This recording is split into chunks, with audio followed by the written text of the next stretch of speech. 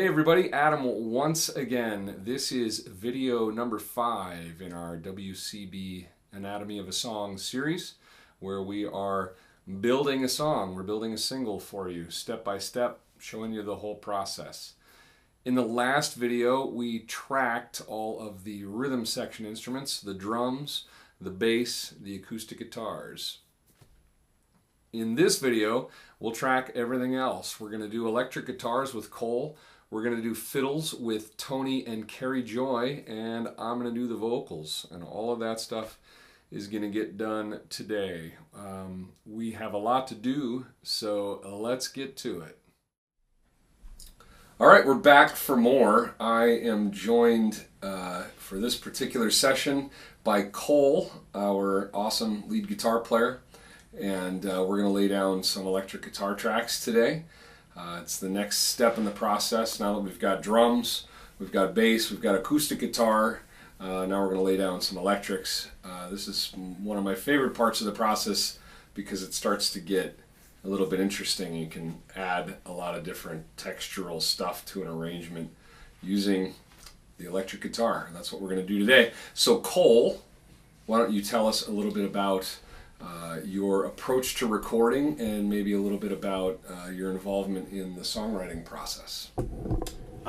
Excellent. My involvement with the songwriting process was really having much to do with kind of the arrangement of the actual song itself. Adam had a pretty well put together main idea with some chords and some lyrics that he was working on.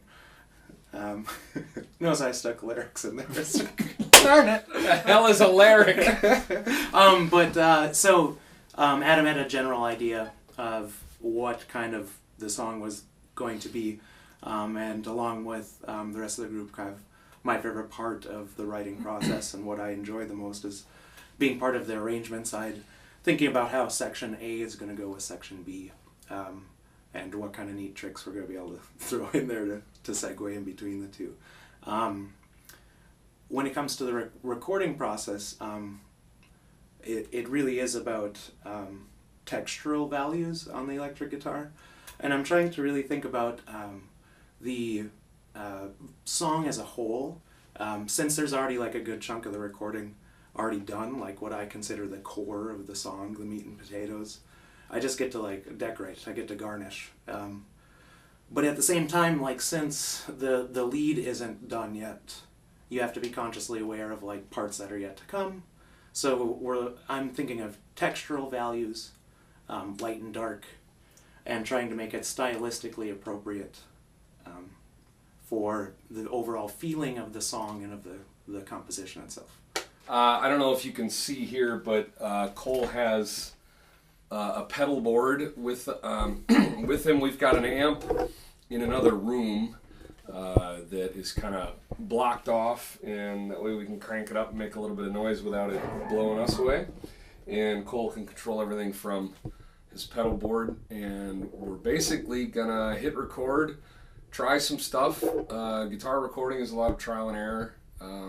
See what works, see what doesn't. We might have to move some mics around, mic different parts of the cabinet, what have you.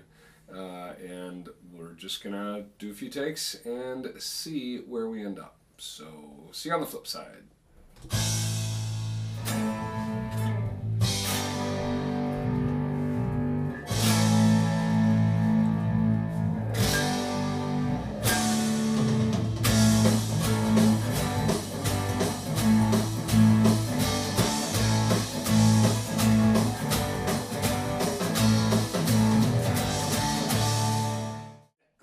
Whoa, hang on there, Chief. No one said anything about me doing my own effects here. Is that an effortless mastery as well? Yeah, exactly. All right, give me a sense of what's going on. Like that.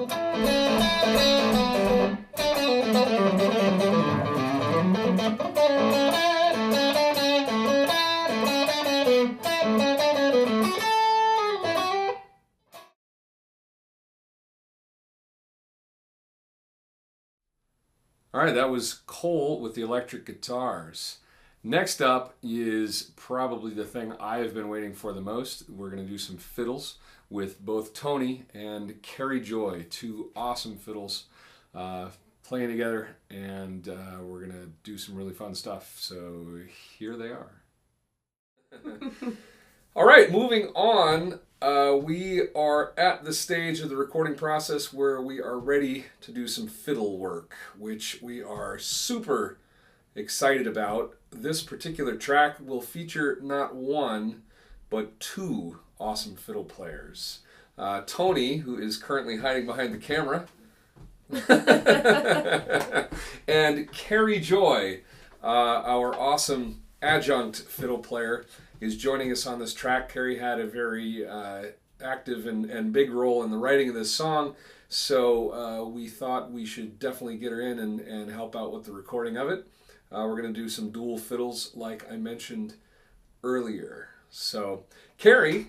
Hi. Hi. It's good to have you here. Tell us a little bit about your role in the writing process of this song.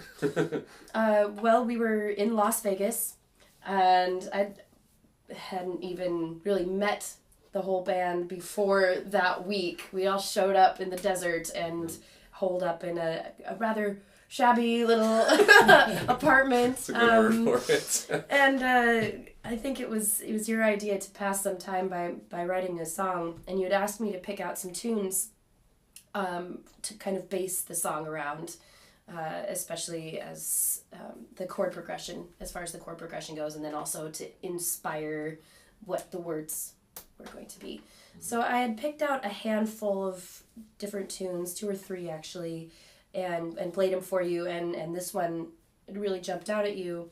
I remember kind of choosing this one because it was different from a lot of the songs that I'd heard from Wild Colonial Bhoys in terms of the tunes that you'd used in the past, going with the strathspey instead of a standard reel or jig.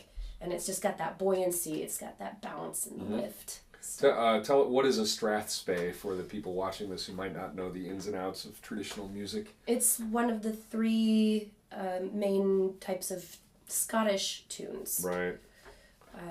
It's kind of hard to explain in layman's terms what sets it apart, but it's the dotted 8th notes followed by a 16th note, the hugga da hugga da hugga, which you don't hear many other places. So we are going to sit down and track some fiddles. We're going to do some stuff separately. We're going to do some stuff together. 2 fiddles at the same time recording, and Tony will lay down some stuff, Carrie will lay down some stuff, and that's what we're going to do. It's exciting. It is exciting. I'm really happy to get the opportunity to play with Tony and to be part of this track.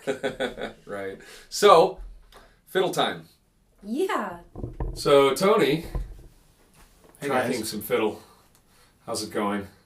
Doing good. Do you like recording? I love recording. It's my favorite thing in the world. We're gonna record some hot tracks just now. Okay. So let's give her a go.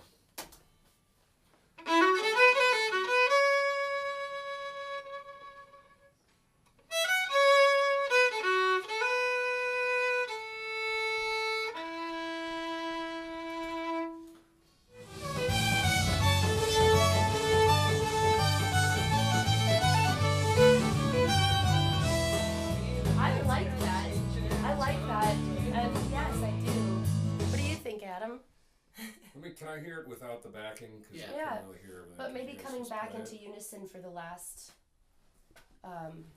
bit.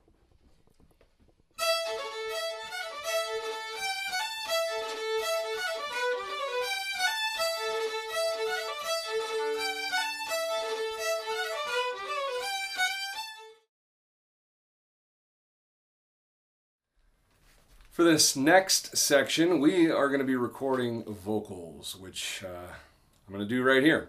A very simple little setup I have, as you can possibly see. Let me see if I can move you over here a little bit.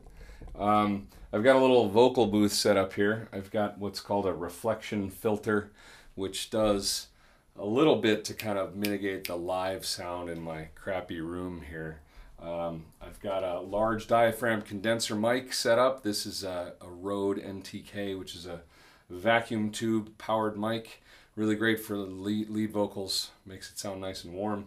I've got a pop filter, which I'm sure many of you have seen if you've ever watched a music video where they're kind of doing it like it's in a studio. The pop filter essentially lessens the effect of what are called plosives, a hard P sound or B sound. When you make those sounds into a microphone, the puff of air that comes out of your mouth when you make a P or a B can cause the microphone to spike and to clip, which isn't good. So this mitigates that, which is cool. And so I'll stand here and I'll sing into the mic. I've got a pair of studio headphones, which allow me to hear the recorded tracks without them being picked up to a large extent by the mic. And I will sing along with the track, and that's basically what we're going to do here. Ever have one of those days when everything seems out of phase? The pieces just aren't fitting right.